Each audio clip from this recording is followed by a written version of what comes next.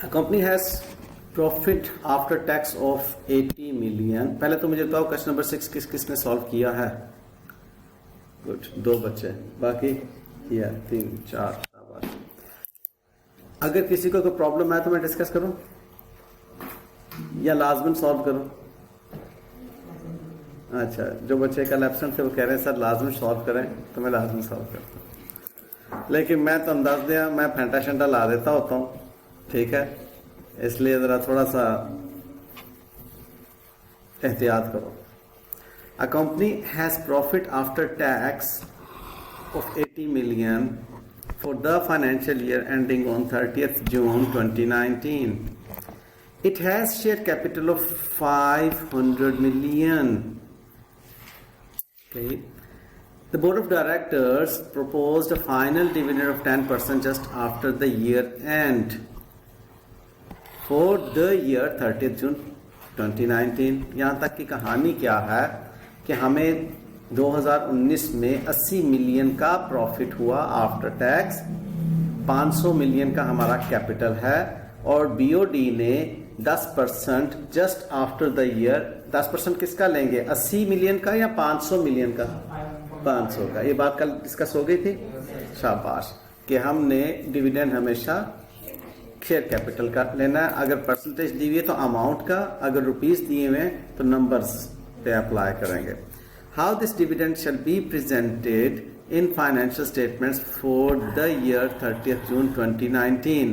क्या ये final dividend 30th जून 2019 की फाइनेंशियल स्टेटमेंट में statement of changes in equity का हिस्सा बनेगा? मेरा सवाल बड़ा वाजे और सादा अल्फाज के इस्तेमाल के साथ नहीं, मेरे सवाल का जवाब, क्या ये वाला फाइनल डिविडेंड 2019 की फाइनेंशियल स्टेटमेंट्स में मौजूद statement of changes in equity में शामिल किया जाएगा? यस और नो? नो, क्योंकि फाइनल डिविडेंड, इसका जवाब है नो। ठीक है, अब अगला सवाल, ठीक है, सवाल को सुन के उसका टू द पॉइंट जवाब देना बड़ा इंपॉर्टेंट होता है। एग्जामिनर भी इस चीज को अप्रिशिएट करता है कि टू द पॉइंट जवाब दो। अब बात यह है, अगला सवाल यह है कि क्या इस साल 2019 में इसको डिस्क्लोज किया जाएगा? कहां पर? नोट्स में, ठीक है, डिस्क्लोजर्स में हम इसको डिस्क्लोज करेंगे कि जी अच्छा, डिस्क्लोजर में और statement of changes in equity में प्रेजेंट करने में क्या फर्क है? जो statement of changes in equity में कॉलम्स में लिखा जाता है उसकी बाकायदा डेबिट क्रेडिट अकाउंटिंग एंट्री होती है। जो नोट्स में लिखा जाता है वो महज एक खत लिखा गया है, ठीक है, कि मेरे पेट में बड़ी दर्द है, तो पेट में दर्द को डेबिट क्रेडिट में ट्रांसलेट नहीं किया गया। ठीक बात है, मेरी बात समझ में आई है? डिस्क्लोजर का मतलब क्या है? तो वो अब ये क्या कह रहा है, पहली बात तो ये है कि आपको मालूम ये करना है कि इसकी अमाउंट क्या बनती है, और दूसरी बात है क्या उसने डिस्क्लोजर की बात की है कि नहीं की। तीसरी बात यह है कि ये कहना क्या चाह रहा है, कहता है कि 8 मिलियन डिडक्टेड, इसको आगे पढ़ने की जरूरत ही नहीं है। 50 मिलियन डिडक्टेड, इसको भी आगे पढ़ने की जरूरत नहीं है, क्योंकि उसने इस साल में इसका लिया। 50 मिलियन डिडक्टेड फ्रॉम प्रॉफिट और लॉस एज फाइनेंस चार्जेस नहीं, it shall not be recorded, only disclosure shall be made. अब रिकॉर्ड करने का मतलब क्या है बेटे जान? शाबाश। अब ये आप लोगों को मालूम होना चाहिए, अगर सोए हुए हैं तो जाग जाएं। रिकॉर्ड करने का और डिस्क्लोज करने का मतलब क्या है? रिकॉर्ड का मतलब है आपने डेबिट क्रेडिट करना है, बुक्स ऑफ अकाउंट्स में जाना है, उसने जर्नल में, वहां से लेजर अकाउंट में जाना है, लेजर अकाउंट से मुतल्लका स्टेटमेंट के अंदर उसने प्रेजेंट होना है, चेंजेस इन इक्विटी के अंदर उसने रिड्यूस होना है, और वो changes in equity ultimately balance sheet में कम करके शो करनी है। पूरा फ्लो है इसका। जबकि डिस्क्लोजर का मतलब है जस्ट राइट अ नोट। ये अकाउंटिंग लैंग्वेज में काम करना है, ये इंग्लिश लैंग्वेज में काम करना है। मजीद कॉन्सेप्ट क्लियर हुआ या कुछ बात ज़हन में है कि अकाउंटिंग लैंग्वेज और इंग्लिश लैंग्वेज का क्या कहना चाह रहा है? डिस्क्लोजर के कॉन्सेप्ट्स क्लियर हैं आप लोगों को? कि डिस्क्लोजर्स का मतलब है कि इसके पीछे आपने जो चीज़ डिस्क्लोज की है, जैसे कॉन्टिजेंट लायबिलिटी सिर्फ डिस्क्लोज की जाती है ना, उसका डेबिट क्रेडिट नहीं किया जाता, रिकग्नाइज नहीं की जाती। फॉलोड? अगर कोई बातें दिलो दिमाग में ठीक से ना बैठ रही तो पूछ लीजिएगा।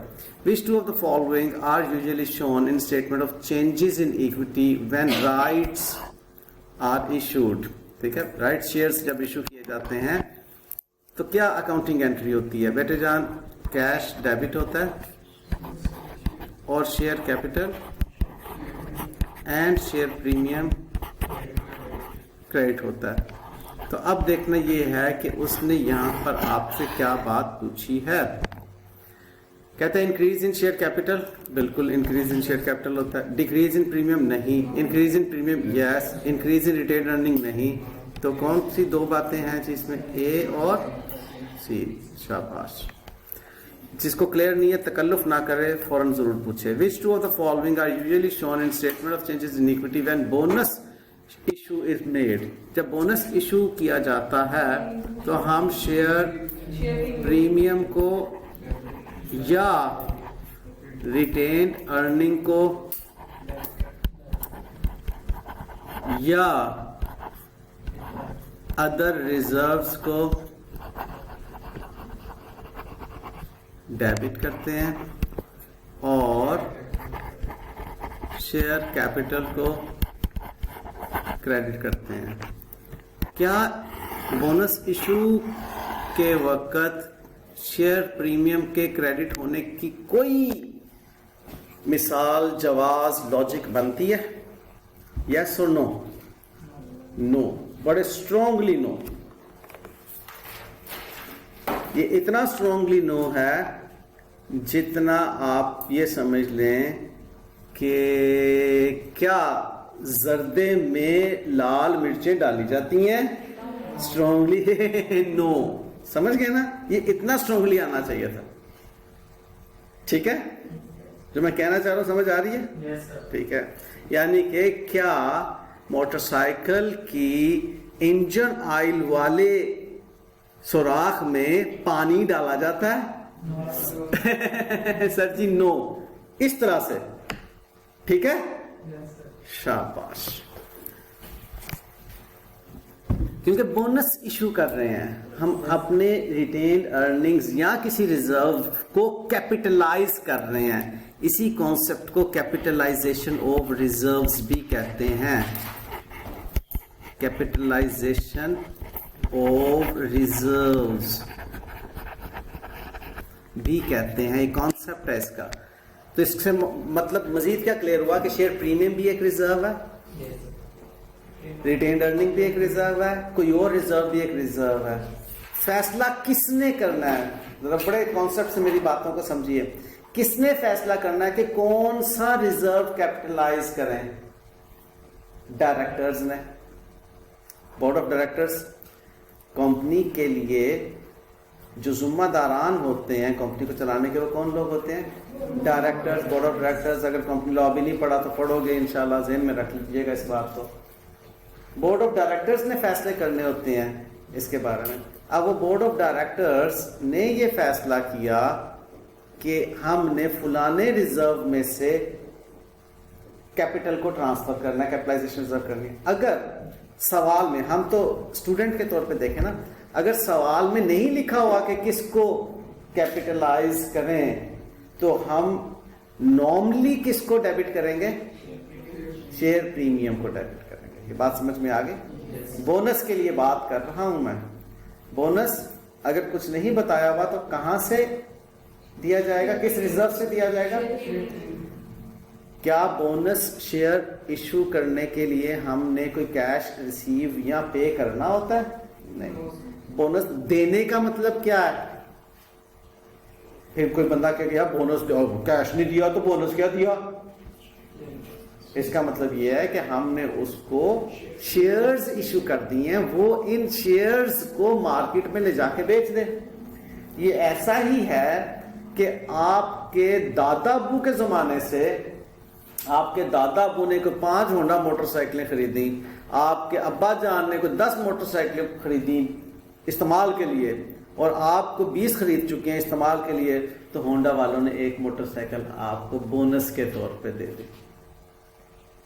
तो होंडा वालों की तरफ से कैश तो पे नहीं हुआ, उन्होंने तो एक मोटरसाइकिल इशू किया आपको ना। तो आप होंडा की अकाउंटिंग अगर कर रहे हैं तो उन्होंने बोनस दिया किस शक्ल में? एक होंडा की शक्ल में। तो एक कंपनी ने बोनस दिया किस शक्ल में? Share capital. तो इसलिए वो अपना शेयर कैपिटल क्रेडिट कर रहा है, शेयर इशू कर रहा है। ठीक है बेटे जान, प्लीज कॉन्सेप्चुलाइज करते चले जाइएगा बात को। तो इसकी वजह से share capital which two of the following are usually shown instead, उसने इसीलिए लफ्ज यूजुअली लिखा। यूजुअली क्यों लिखा? क्योंकि कुछ भी हो सकता है ना डेबिट, ठीक है, इसकी वजह से। अब डिक्रीज इन शेयर प्रीमियम, ठीक है, इंक्रीज इन प्रीमियम कभी भी नहीं होगा, इंक्रीज इन रिटेन अर्निंग कभी भी नहीं होगा। ठीक बात? उसने कंफ्यूज करने के लिए आपको कहीं डिक्रीज इन रिटेन अर्निंग कहीं नहीं लिखा, क्योंकि वो भी हो सकता था, इसलिए उसने आपको कंफ्यूज नहीं किया। उसने सवाल की नोयत ऐसी बनाई कि आप कंफ्यूज। इंक्रीमेंटल डेप्रिसिएशन के बारे में मैंने आपसे बातचीत की थी। सलमान बताइएगा, इंक्रीमेंटल डेप्रिसिएशन के बारे में मैंने क्या बातचीत की थी आपसे? शाबाश। क्या इंक्रीमेंटल को मैं एक्सेस डेप्रिसिएशन भी कह सकता हूं बेटे? एक्सेस डेप्रिसिएशन या इंक्रीमेंटल डेप्रिसिएशन का जहां पर भी तज़किरा आएगा, जैसा कि ऑमलेट का जब भी तस्करा आएगा तो जेन में सबसे पहले कौन आएगा? अंडा। मेरे जेन में तो मुर्गी आ रही थी। अच्छा, जेन में सबसे पहले अंडा आएगा ना, कि अंडे का ही ऑमलेट बनता है ना। चरगे का जब जिक्र आएगा तो सबसे पहले क्या आएगा? ऊंट जेन में आएगा या मुर्गी जेन में आएगी? चरगा तो मुर्गी का बनता है ना, ठीक है। कुल्फे का जब जेन में आएगा तो ठंडा आएगा या गर्म आएगा? जेन में ठंडा आएगा।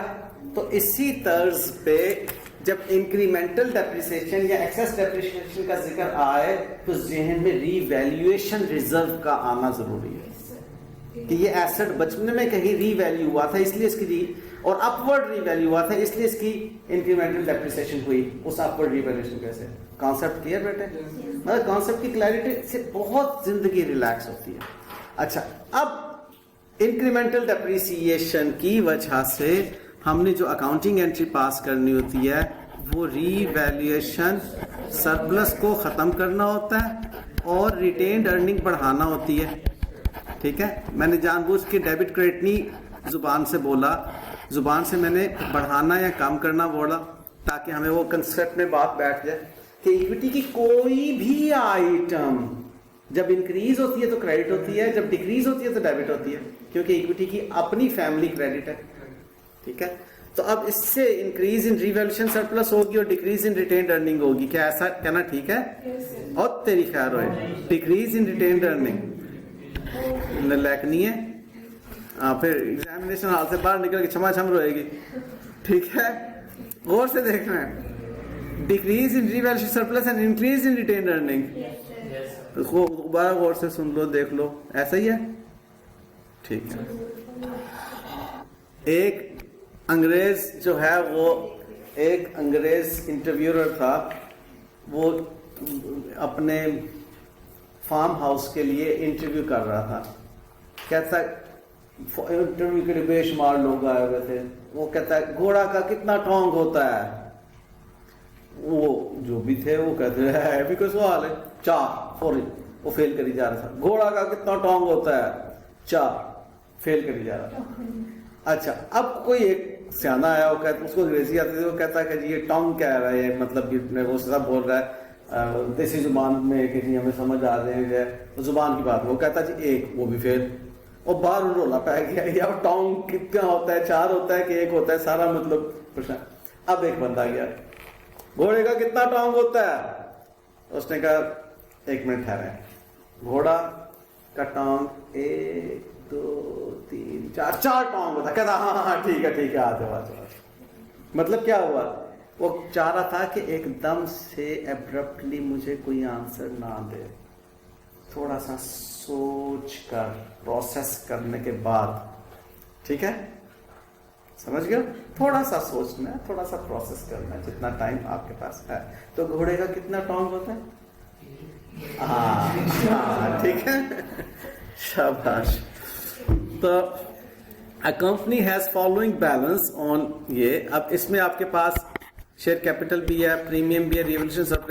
अच्छा, ऐसा करने से फौरी तौर पे आपके जहन में ये फॉर्मेट आ गया, ठीक है, कि जी एक ये उसका टोटल, फिर रिवैल्यूएशन, फिर रिटेन्ड अर्निंग, फिर शेयर प्रीमियम, फिर शेयर कैपिटल, ठीक है। अच्छा, इसमें कोई ऐसा नहीं है कि तरतीब का ख्याल रखना कोई लाजिम है, लेकिन खूबसूरती के पॉइंट ऑफ व्यू से शेयर कैपिटल को पहले लिखा जाता है, फिर शेयर प्रीमियम लिखा जाता है, उसके बाद जो मर्जी लिख दो, ठीक है। ये दो बातें खूबसूरती में जरा इजाफा कर देती हैं। उसके बाद अब आप रिवैल्यूएशन सरप्लस लिख दो, रिवैल्यूएशन सरप्लस अर्निंग लिख दो, कोई रिजर्व है तो वो लिख दो, और ये टोटल आ जाएगा, ठीक बात। अब क्या कह रहा है, शेयर ओपनिंग बैलेंस 1 जनवरी के बैलेंसेस दिए हुए हैं। Company made a right issue 145 already held at 145 पर share, what amount of share capital shall be presented in statement change. अब इसका मतलब क्या, हमें सारा बनाने की तो जरूरत नहीं है, तो अगेन हमें तो सिर्फ इतने कॉलम की जरूरत थी, ओके, बात को फॉलो किया। तो सवाल का पढ़ना, उसके रिक्वायरमेंट को पहले पढ़ना बहुत जरूरी होता है, ताकि हम टू द पॉइंट सोचें, टू द पॉइंट अपना टाइम उसके ऊपर लगाएं। हमारे पास ओपनिंग कितना है बेटे जान, 100 मिलियन, ठीक है ना, 100। प्रीमियम हमारे पास 30, रिवैल्यूएशन 20, ये 35, जिसकी कोई जरूरत नहीं है। Company made a right issue of 145 shares already held at 145 पर शेयर। अब यहां पर उसकी जो फेस वैल्यू ये दी हुई है। अब फेस वैल्यू की आप जब करेंगे बात नंबर में, क्योंकि नंबर की बात कर रहे हैं ना, तो आप क्या करेंगे, 100 million rupees divided by 100 million rupees, sorry 100 rupees, ये मिलियन है, ये rupees equals to 1 million number of shares, ठीक है। अब 1 मिलियन नंबर ऑफ शेयर्स, वो कह रहा है इशू ऑफ 145 ऑलरेडी हेल्ड। अब ये बात आप किस तरह से देखेंगे कि आपके पास 1 मिलियन को आप पूरा लिखना चाहें, पूरा लिख लीजिए, 5 के बदले में, फॉर 5 ऑलरेडी हेल्ड, कितने बनते हैं बेटे जान, 200,000 नंबर ऑफ शेयर्स। अब जब राइट्स इश्यू करते हैं तो क्या अकाउंटिंग एंट्री करते हैं, कैश डेबिट,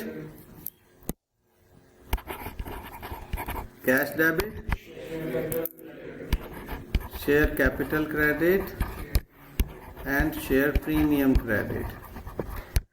अब शेयर कैपिटल कितने से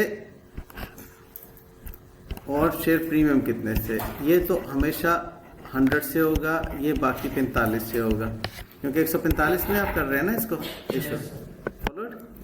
तो बेटे जान 200 into 100 gives you 20 मिलियन,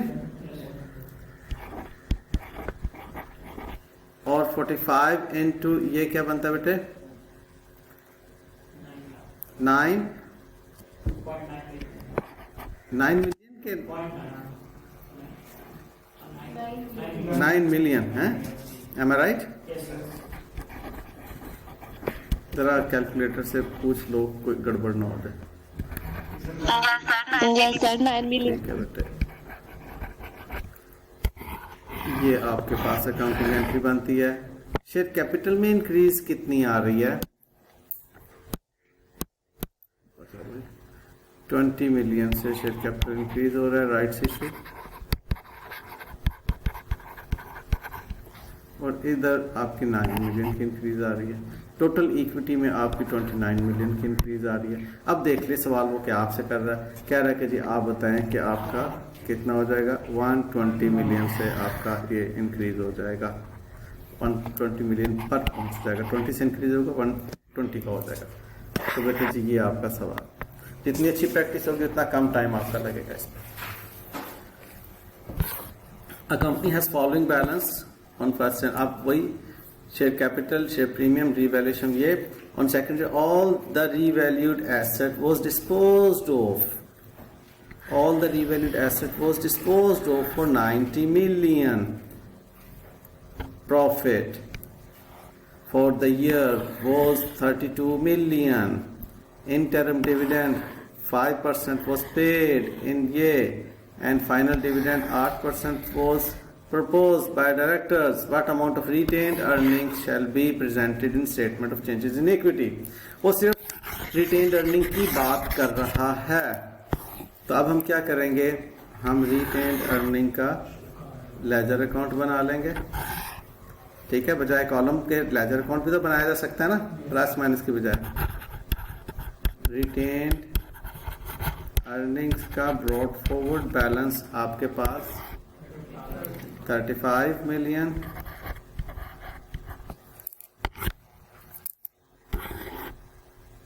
ठीक है। और उसके बाद all the revalued assets were disposed of, asset dispose of हो गए। इसका मतलब है जो रीवैल्यूएशन सरप्लस पड़ा हुआ है, ये अब्बास साहब ने भी सवाल बेटे किया था, जो रीवैल्यूएशन सरप्लस पड़ा हुआ है वो सारा का सारा उठाकर रिटेन्ड अर्निंग में ट्रांसफर कर दें। तो ये आपका रीवैल्यूएशन सरप्लस इधर चला जाएगा, ठीक है। यानी कि जो अकाउंटिंग एंट्री इंक्रीमेंटल डेप्रिसिएशन या एक्सेस डेप्रिसिएशन की है, वही जब एसेट डिस्पोज ऑफ किया जाता है तो उसका जो रीवैल्यूएशन सरप्लस पड़ा हुआ है उसको भी रिटेन अर्निंग में ट्रांसफर कर दिया जाता है, ठीक है। इस 20 की क्या अकाउंटिंग एंट्री है, आपने रीवैल्यूएशन सरप्लस को कम करना है क्योंकि वो अब जरूरत नहीं है उस सरप्लस की हमें, और कहाँ पे ट्रांसफर करना उसे, रिटेन्ड अर्निंग्स में। तो रिटेन्ड अर्निंग जब क्रेडिट होंगी तो इसका मतलब है कि वो आपकी इंक्रीज हो जाएगी रीवैल्यूएशन सरप्लस में। फॉलो किया पॉइंट को? अच्छा जी, प्रॉफिट फॉर द ईयर, हमें जो स्टेटमेंट ऑफ प्रॉफिट और लॉस से जो फिगर आ रही है प्रॉफिट फॉर द ईयर की, ये है 32 million. Simple. Interim dividend 5% was paid in July, इस साल के दौरान में हमने इंटरिम डिविडेंड पे किया 5%। 5% किसका 5% लेंगे बेटे जान, इंटरिम डिविडेंड की अमाउंट को कैलकुलेट करने के लिए हम 100 मिलियन को 5% से मल्टीप्लाई करेंगे तो हमारे पास आ जाएगा ₹5 मिलियन। तो ये हम रिटेन्ड अर्निंग्स को डेबिट करते हैं, ठीक है। इंटरिम डिविडेंड रिटेन्ड अर्निंग्स में से माइनस होना होता है ना बेटे, तो माइनस होने का मतलब रिटेन्ड अर्निंग को डेबिट करते हैं।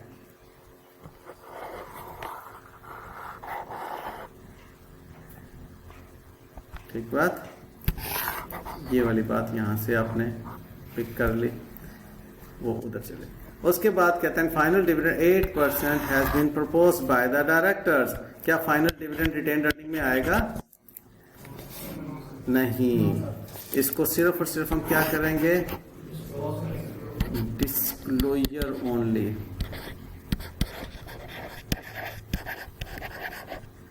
ठीक है, डिस्क्लोजर का मतलब डेबिट क्रेडिट नहीं होता, no debit credit, no debit और क्रेडिट, डिस्क्लोजर ओनली।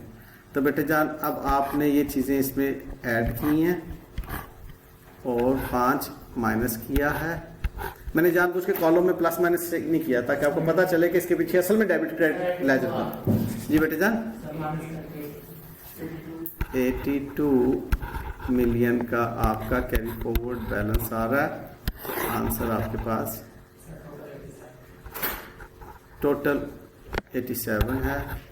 बेशक लेजर अकाउंट को कंप्लीट कर लें। फॉलोड? ग्रेट।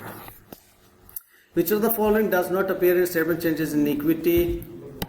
गुडविल का इससे कोई ताल्लुक नहीं है। Which of the following statement is likely to be true for a company making profits? Operating profit will be less than the profit for the year. Profit for the year ज्यादा होंगे या operating profit ज्यादा होंगे?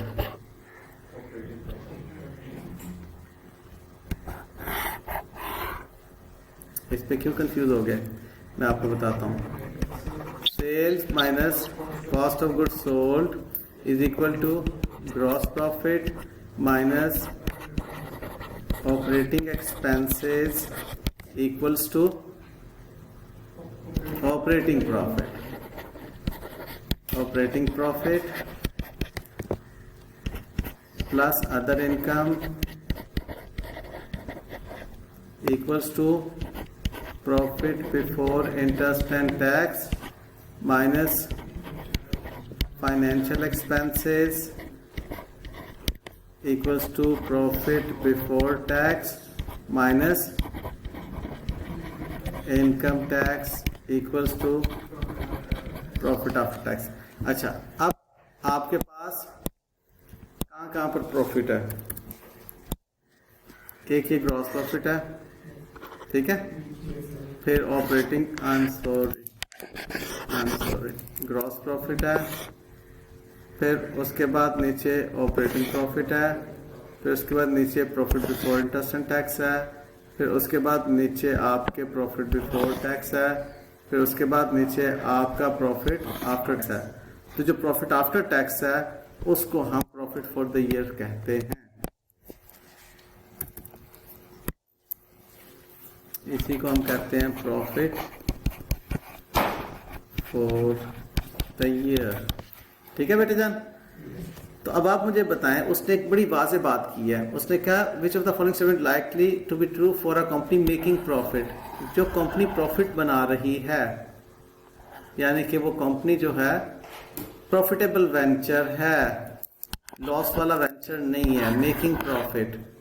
मैं इसको फौरी तौर पे करके भाग सकता था अगले सवाल की तरफ। स्लो चल रहा हूं का मतलब है इसके अंदर कोई बहुत अहम बात हिडन है, ठीक है। इसलिए उस बात को एंजॉय करो। Profit making profit, entity making profit. उसने बात की है इन दो प्रॉफिट्स की बात की है कि कंपेयर करो, ठीक है। अब ये दो प्रॉफिट्स जब हमने कंपेयर करने हैं और वो प्रॉफिट मेकिंग एंटिटी है, का मतलब है कि उसने टैक्स जरूर देना है। इसका मतलब है कि ये फिगर जो है टैक्स वाली जीरो नहीं हो सकती। ये वो बात, ये ग्रेटर देन जीरो होगी, ये इक्वल टू और ग्रेटर देन जीरो हो सकती है। ये सिंबल्स पता है ना आप लोगों को? यार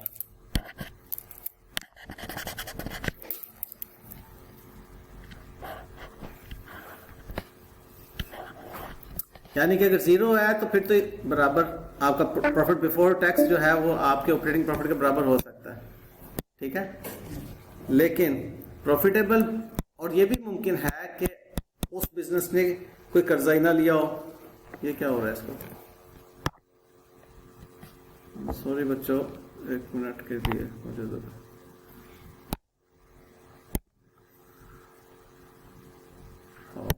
ये हमारा गुम हो गया।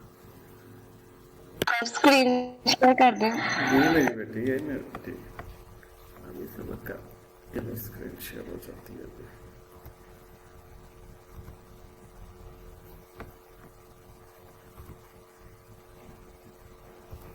ये स्क्रीन शेयर हो गया, ठीक बात। अच्छा तो मैं, हाँ जी बेटा, तो हम ये कह रहे थे कि प्रॉफिट बिफोर टैक्स, अब इसको सोचना है आपने कि प्रॉफिट बिफोर टैक्स और ऑपरेटिंग प्रॉफिट बराबर हो सकते हैं अगर अदर इनकम जीरो हो। अदर इनकम जीरो हो सकती है ना, क्योंकि मुमकिन है कि किसी बिजनेस में अदर इनकम ही ना हो। अदर इनकम भी इसका मतलब ग्रेटर देन और इक्वल टू जीरो हो सकती है। मुमकिन है कि किसी एंटिटी में फाइनेंशियल चार्जेस ही ना हो, उसने कोई कर्जा ही ना लिया हो, लेकिन एक प्रॉफिटेबल एंटिटी में टैक्स जीरो नहीं हो सकता। इसलिए ये आपका ऑपरेटिंग प्रॉफिट हमेशा ज्यादा होगा profit after tax profit for the year से। ये कहानी थी इस सारी गुफ्तगू के पीछे। तो बेटे जान, इस तरह से आपको सोचना होता है और ये सोच बड़ी तेजी से आपके दिमाग में आनी चाहिए। सोचना है तेजी के साथ ताकि वक्त हमारा कम से कम ज़ाया हो। अच्छा जी, मैं अब बाकी के कुछ MCQs आपके जुम्मा ही छोड़ूंगा और ये वाला क्वेश्चन नंबर 15 मैं आपके साथ इस